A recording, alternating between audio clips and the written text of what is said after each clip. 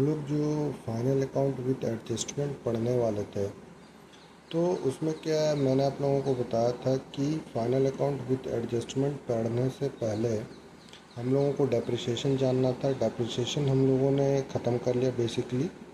अब इसमें क्या है कि फाइनल अकाउंट विथ एडजस्टमेंट में सबसे बड़ा हिस्सा होता है रिज़र्व एंड प्रोविज़न का। ये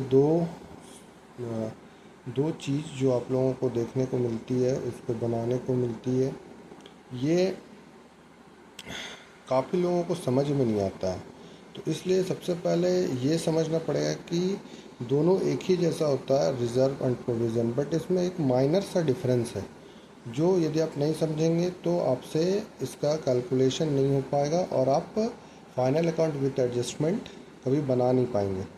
तो इसमें क्या है कि फाइनल अकाउंट विथ एडजस्टमेंट जो हम लोगों को पढ़ना है, उसमें हम लोगों का आज का टॉपिक है रिज़र्व एंड प्रोविज़न। आज का हम लोगों का टॉपिक है रिज़र्व एंड प्रोविज़न। तो इसको हम लोग पहले बुकिस्ट लैंग्वेज में बाद में समझेंगे, पहले हम लोग इसको घरेलू लैंग्वेज में समझते हैं। सपोज़ कोई घर है, वो कुछ खरीदना चाहता है, जैसे वो अपने लिए एक बाइक खरीदना चाहता है या अपने घर के लिए गैस चूल्हा लेना चाहता है या कुछ भी, वो तभी खरीद सकता है जब उसके पास उसकी खर्च से, मतलब जितना उसका आमदनी है, जितना वो कमाता है, उससे कुछ ज़्यादा पैसा कमाए। तभी वो, जैसे वो 15,000 रुपये सपोज़ कमा रहा है, 15,000 रुपये में 10,000 रुपये उसका खर्च है, तो इन दोनों का डिफरेंस जब उसके पास 5,000 रुपये बचेगा तो ये इनकम में एक्सपेंस घटता है। ये मैंने आप लोगों को पहले भी समझाया, इनकम में एक्सपेंस घटता है तभी हम लोगों का प्रॉफिट बचता है। प्रॉफिट अलग चीज़ होता है, इनकम अलग चीज़ होता है। तो इनकम में एक्सपेंस घटता है तभी हम लोग का प्रॉफिट जनरेट होता है। तो यहाँ पे क्या है कि रिज़र्व तभी बनेगा जब उसके पास प्रॉफिट आएगा। ये बुकिस्ट लैंग्वेज में समझना है।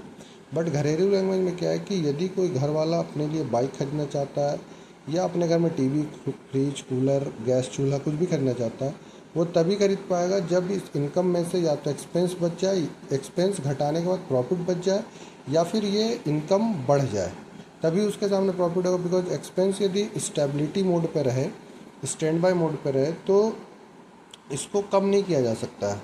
तो इससे बढ़िया हम इनकम बढ़ा लें, या फिर नॉर्मली यदि 15,000 कमाता है, 10,000 एक्सपेंस है, तो 5,000 रुपये बच जाता है। तो इस प्रॉफिट में से वो रिज़र्व कर सकता है, रिज़र्व बना सकता है। लेकिन प्रोविज़न में क्या होता है कि सपोज़ किसी का घर है और उसकी माँ हमेशा बीमार रहती है, तो वो जो 15,000 रुपये कमाता है, उस 15,000 रुपये में से अपनी माँ का दवाई खर्च के लिए हर महीना 4,000 रुपये लगता है। तो ये 4,000 रुपये उसके पास बचे एक्सपेंस में से या ना बचे, ये 15,000 रुपये में से पहले उसको 4,000 रुपये निकालना पड़ेगा। इसी को हम लोग प्रोविज़न कहते हैं। अब बुकिस्ट लैंग्वेज में आते हैं। बुकिस्ट लैंग्वेज में क्या होता है कि रिज़र्व, जैसे हमको कोई नया और बिज़नेस स्टार्ट करना है या एक नया एसेट लेना है या कुछ भी, तो वो क्या है कि उसमें ये रिज़र्व तभी बन पाएगा जब उसमें से प्रॉफिट बढ़ेगा, प्रॉफिट होगा, तो प्रॉफिट के हिस्से में से ही हम कुछ काट के रिज़र्व रख सकते हैं। बट प्रोविज़न में क्या है कि जैसे मेरा बैड डेट्स हो गया, बैड डेट्स का मतलब होता है कि हम लोग ऋण, बैड डेट्स का मतलब होता है डूबत ऋण। तो आप लोगों के माइंड में ये आज चल रहा होगा कि हर बिज़नेस तो ऋण नहीं देता, बिज़नेस तो सामान बेचता है, कोई भी व्यापार, दुकान, बिज़नेस जहाँ प्रोडक्शन हो या कुछ भी। तो यहाँ पे मैं आपको समझाना चाहूँगा कि ऋण का मतलब सिर्फ पैसा नहीं होता, पैसा लेना देना, सिर्फ इसी को लोन या ऋण नहीं कहते हैं। हम लोग जो उधारी में माल देते हैं, क्रेडिट पे माल देते हैं, क्रेडिट पे माल देते हैं, तो उसको भी हम लोग ऋण ही बोलते हैं। वो भी एक तरह का डेट्स है, क्योंकि यदि किसी को बिज़नेस करने की ज़रूरत है, उसको पैसा चाहिए, तो पैसा के बदले यदि उसको कोई सामान दे देता तो भी वो बिज़नेस कर सकता है। तो उसी तरह बिज़नेस में कभी भी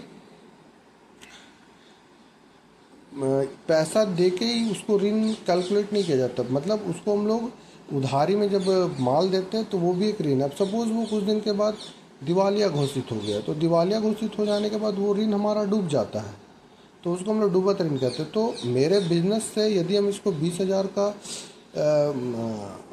क्रेडिट पे माल दिए हैं, तो 20,000 का यदि क्रेडिट पे माल दिए तो ये पैसा यदि डूब जाता हमको नहीं मिलता है तो ये तो हमारा लॉस हो गया। तो ये बिज़नेस तो मेरा कैपिटल तो उतना सा घट गया ना, मेरा बिज़नेस तो उतना से लॉस में जाने लगा। तो इसका प्रोविज़न हम कब बनाएंगे? मतलब इतना पैसा बिज़नेस से निकल गया, तो बिज़नेस को चलाने के लिए तो इतना पैसा चाहिए ना। ये हम समझाने के लिए बस बताएं कि 20,000 हो सकता है, या 2 लाख 2 करोड़ भी हो सकता है, कुछ भी हो सकता है, जिस फर्म का जैसा स्ट्रेंथ हो। तो उस कंडीशन में क्या करता है कंपनी, प्रॉफिट हो या ना हो, प्रोविज़न ज़रूर बनाता है इस लॉस को रिकवर करने के लिए। जब हम लोग पढ़ेंगे तो हम लोगों को समझ में आएगा।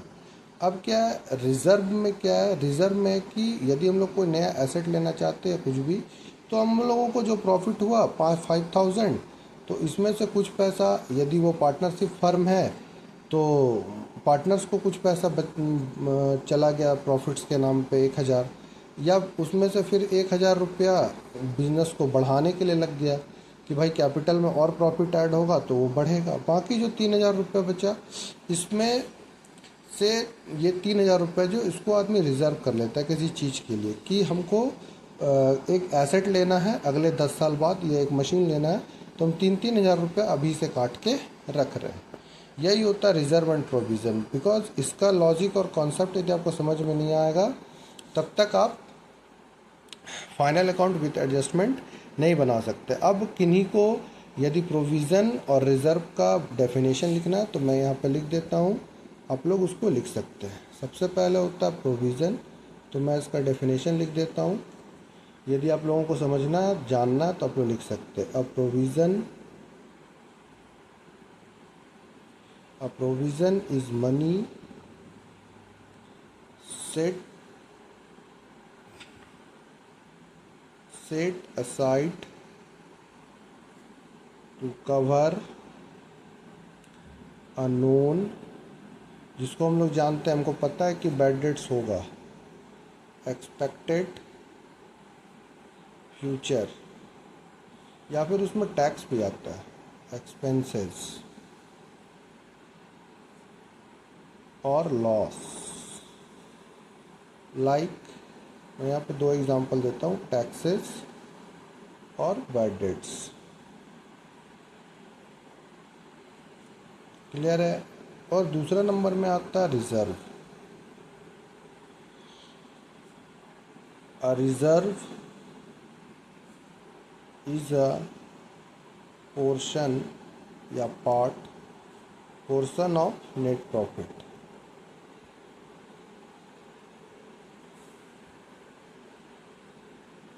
Retained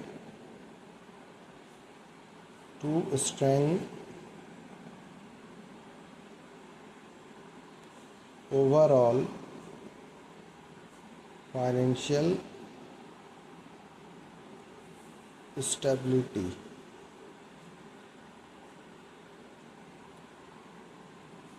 और for future growth। क्लियर है? ये आप लोगों को समझ में आ गया। इसके बाद अब हम लोग फाइनल अकाउंट विथ एडजस्टमेंट पढ़ सकते हैं, जो हम लोग नेक्स्ट क्लास में देखेंगे। Thank you.